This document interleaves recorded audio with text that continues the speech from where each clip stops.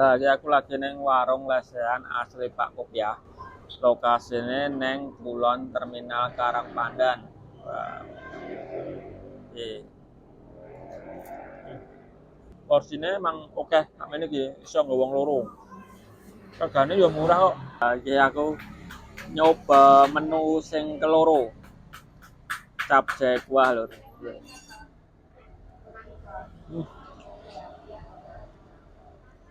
Hmm. Kuahnya seger banget. Hmm. Cocok karo hawane iki adem-adem. Mampir nggone bakmi Pak Kopiah. Lah porsine sakmene iki to, 15.000. Dadi iso mbok wong loro.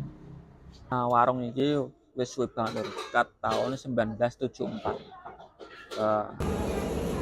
Oh, gelem.